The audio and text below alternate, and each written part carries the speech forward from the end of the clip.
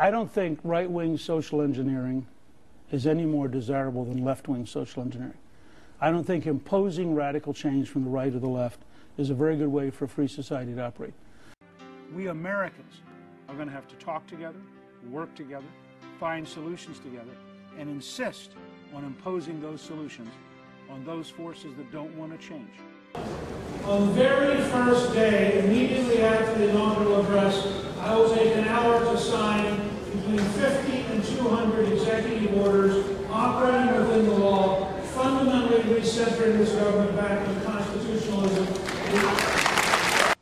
Look, I've spent my career in the legislative branch. Section 1, Article 1, Section 1 of the Constitution is the Congress. It's not the presidency.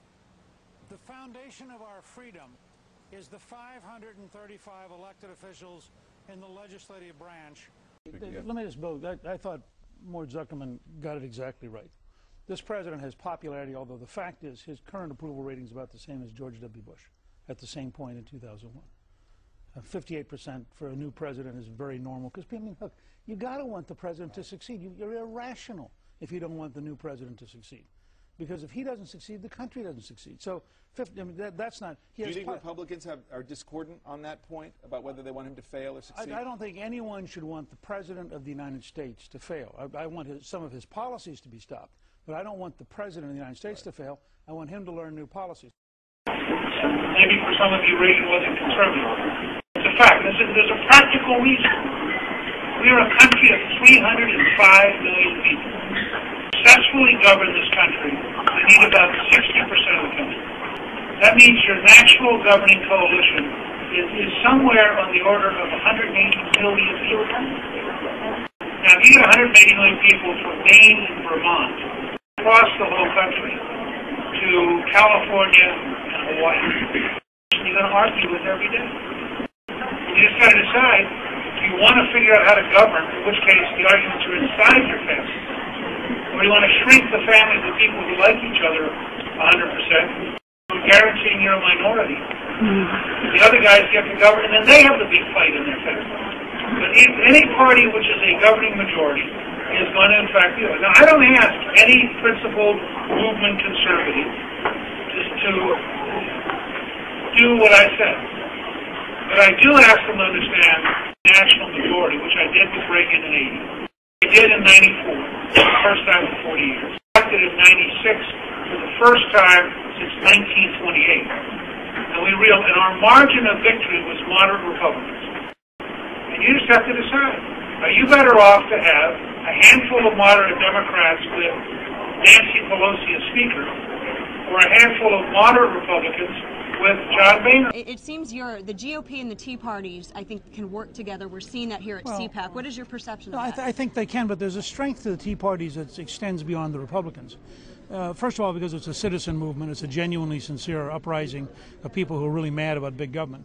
And second, because Tea Parties can reach into Democratic districts where no Republican will compete, and Tea Parties can start recruiting candidates who are Democrats to run as fiscal conservatives, to run for lower taxes, smaller budgets, less corruption. All right, the 23rd Congressional District in New York, you're getting heat from Glenn Beck and others because you have endorsed the Republican candidate, and many Republicans like Tim Pawlenty, former Governor Sarah Palin, Governor Pawlenty, former Governor Sarah Palin, Steve Forbes, Dick Armey, they've all endorsed the independent, and you're getting heat. Sure.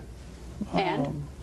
Well, I just find it fascinating that my many friends who claim to be against Washington having too much power, they claim to be in favor of the 10th Amendment giving states back their rights, they claim to favor local control and local authority. Now they suddenly get local control and local authority in upstate New York, and they don't like the outcome. There were 4 Republican meetings. In all 4 meetings, State Representative Didi Skozafava came in first. In all 4 meetings, Mr. Hoffman, the independent, came in either last or certainly not in the top 3. He doesn't live in the district. Didi Skozafava is... He doesn't live in the district? No, he lives outside the district. Didi Skozafava is endorsed by the National Rifle Association for her Second Amendment position, has signed the no tax increase pledge, voted against the Democratic governor's big spending budget, is against the cap-and-trade tax increase on energy, is against the Obama health plan, and will vote for John Boehner rather than Nancy Pelosi to be Speaker. Now, that's adequately conservative in an upstate New York district. And on other issues, she's about where the former Republican McHugh was.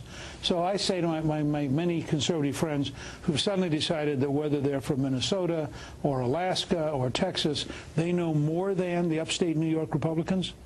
I don't think so.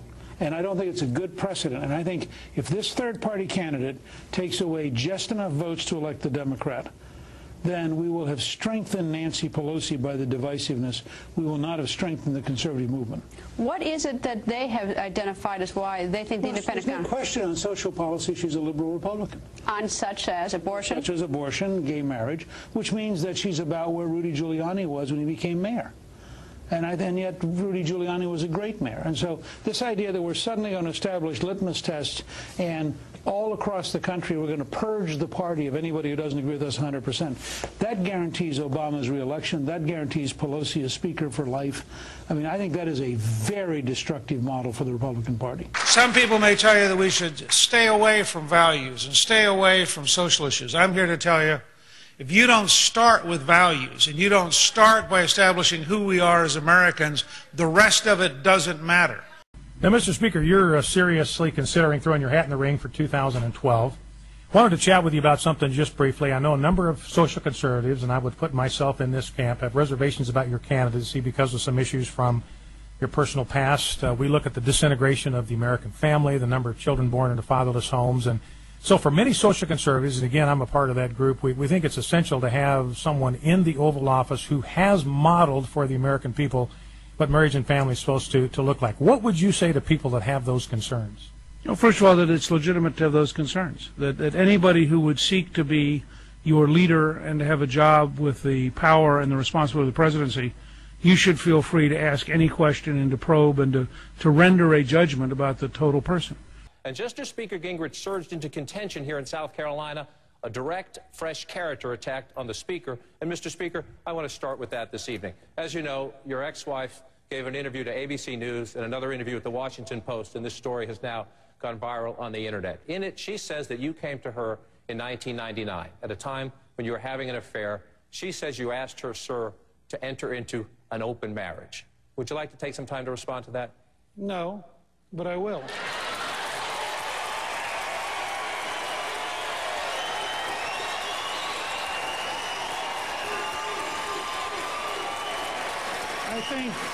I think the destructive, vicious, negative nature of much of the news media makes it harder to govern this country, harder to attract decent people to run for public office, and I am appalled that you would begin a presidential debate on a topic like that.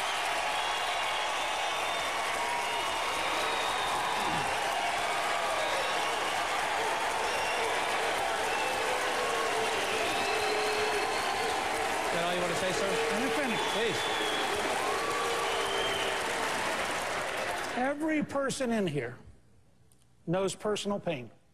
Every person in here has had someone close to them go through painful things. To take an ex-wife and make it 2 days before the primary a significant question in a presidential campaign is as close to despicable as anything I can imagine. You know the question, and I'm not going to ask it the way everybody else will ask it, but as it relates to the past and some of those personal issues that you've had, you've talked about how God is a forgiving God, and I'd like you to expand upon that as you went through some of those difficulties, how you saw God's forgiving nature in all of that. Well, I mean, first of all, there's no question that at times in my life, partially driven by how passionately I felt about this country, that I worked far too hard, and that things happened in my life that were not appropriate. And what I can tell you is that when I did things that were wrong, I wasn't trapped in situation ethics. I was doing things that were wrong, and yet I was doing them. Hi, I'm Nancy Pelosi, lifelong Democrat and Speaker of the House. And I'm Newt Gingrich, lifelong Republican, and I used to be Speaker. We don't always see eye to eye, do we, Newt? No, but we do agree Our country must take action to address climate change. We need cleaner forms of energy, and we need them fast. If enough of us demand action from our leaders, we can spark the innovation we need. Go to wecansolveit.org. Together, we can do this. Mr. Speaker, we've got about 10 seconds left. I just want to ask you a question from our Facebook fan page. Do you regret that doing that global warming commercial with Nancy Pelosi? Oh, sure. Look, I was trying to make a point that we shouldn't be afraid to debate the left, even on the environment, but obviously it was misconstrued, and that's one of the things I probably wouldn't do again. Okay. Former Speaker of the House, Newt Gingrich, running for president. If you go to nuclear power, which is part of the solution on global warming, it's impossible, if you believe in electricity, to create a solution on global warming that doesn't have a great deal of nuclear power. To do it. You released your tax returns during the debate. Your campaign did. What did you make of Governor Romney's answer on whether or not he would release his? Well, I mean, he's got to make his own decision, but I think the voters are going to ask the question. What you don't want to do is end up in September with a nominee who suddenly has something blow up, and now it's too late. And I felt that we owed it to the people of South Carolina. We got it out as quick as we could. We promised it a couple days ago. I think he'd be well advised to put it out tomorrow. I don't see how he's going to get through Florida and not release it, because either there's nothing in there, in which case why isn't he releasing it? Or there's something that he thinks Obama can beat him up with, in which case doesn't he owe it to Republican voters to tell them in advance so they know what the risk is? I want to ask you about this bizarre revelation that came up last week, that your wife in 2005-2006 filed a financial disclosure because she was working for the House Agriculture Committee that revealed that you owed between $250,000 and $500,000 to a jewelry company. What was that about, Mr. Speaker? Well, first of all, it's about obeying the law. She filed a disclosure. It's been sitting there for 5 years. We're private citizens. I work very hard. We have a reasonably good income. I currently owe nothing except I owe one mortgage on a house that's rental property in Wisconsin. Everything else is totally paid for. My home is paid for. My cars are paid for. We don't have a second house. We don't do, we don't do elaborate things. Did you owe $500,000 to a jewelry company at one point? We had a revolving fund. Well, what does that mean? It means that we had a revolving fund. That it was an interest-free account. Who buys $500,000 worth of jewelry on credit? No, go talk to Tiffany's. It's a standard, no-interest account. How long did you owe it? I have no idea, but it was paid off automatically. We paid no interest on it. There was no problem with it. It's a normal way of doing business. Well, I mean, it's very odd to me that someone would run up $500,000 bill at a jewelry store. Go talk to Tiffany's. All I'm telling you is we are very frugal. We, in fact, live within our budget. We owe nothing. What did you buy? We owe nothing. Well, it's my private life. And this is why I opposed Hillary Care, and why, and I told Senator Clinton, then Mrs. Clinton, not to do it. And when she came to see us in 1993, I'd helped found the Health Reform Caucus on the House Republican side in 1991. And when she came to see us, I said, look, you can't change. Back then it was 14 or 12% of the economy. Right. Now it's 16 or 17. It's too big. But if I can take 20 changes, all of them, each one individual, but each migrating in the same direction. Okay, so which is number one on your list? If I had a choice, transparency and price and quality. Okay. If I could have the right to know price and quality, everything else can be fixed eventually. As a general rule for most of the transactions we're talking about, having knowledge matters. I have a good friend who's a surgeon in Des Moines who specializes in cosmetic surgery, or reconstructive surgery, as he prefers to call it.